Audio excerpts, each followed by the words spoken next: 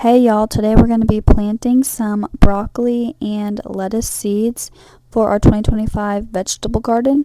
And so you're going to start out by raking out any clumps in your soil and pouring water in it to keep the soil moist, but make sure the soil does not get too soggy.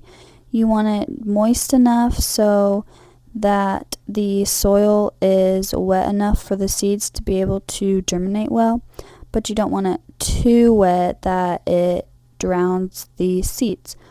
So here my soil is a little dry because it doesn't fully go into a mold. A lot of it still falls out. So I'm going to need a lot more water to make sure that the soil is moist enough to kind of make a mold in my hand. And so then the soil doesn't all fall out like that. The soil is more hardened in a mold whenever I push it together, and it doesn't fall out of my fingers. So then what you're going to do next is take your soil and you're going to place it into your plug trays or your containers or any type of small pot that you have. You want to make sure you use a small pot or a cup. A party cup works very well as long as you have a drain hole, and just fill it up fully with your soil and do not compact the soil too much. Just fill it, and then you're going to put some holes into your soil, whether that be with a same size plug tray or you can just make your own small hole. Don't make it too deep, but you want it big enough to be able to put the seed in and get it covered. And then you're going to create your label for the type of produce that you're doing. So we're doing broccoli, obviously. So I'm going to put that label into the soil where I am ending my seeds at in the plug tray. And then I'm taking my beautiful blue broccoli seeds and pouring some into my hand. And look at these guys. They're so beautiful, such a very pretty pastel blue. And then basically I am just planting them and using a toothpick as a marker so I do not get mixed up where I have previously planted. This helps me a lot whenever I'm doing planting things like snapdragons and zinnias and different seeds that aren't as bright and colorful as these, because it is harder to see where you have planted based on the color of the seed. So that is why I use a toothpick to follow along so I do not get mixed up. We are growing 36 broccoli plants from seed, and then we're going to buy 10 more plants from the store to kind of compare and see how they do.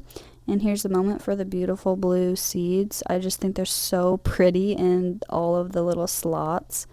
And then after you're finished planting your seeds into the slots, you're going to cover it lightly and loosely with your soil. Make sure your soil is moist, because that helps your seeds to germinate properly better when you start with moist soil.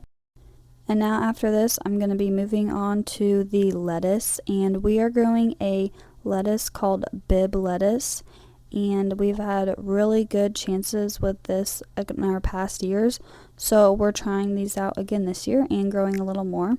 So basically you'd start doing the same process and you just change the seeds out basically.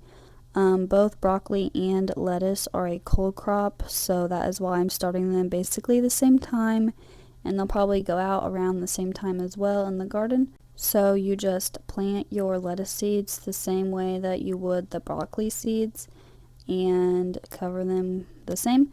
And then finally mist in your seeds really well so then they can get a really good start at germination. And for both broccoli and lettuce, they need about 10 to 16 hours of sunlight a day, and I would, if you have grow lights, move that up to between 14 to 16 hours a day, but if you're only using like a window or sunlight, then 10 hours is fine. But make sure they're getting the proper amount of sunlight that they need and keep the soil moist, because that is going to be a really game changer for properly germinating them. Thank you so much for watching, everyone. Please subscribe, and Jesus loves you. Bye-bye.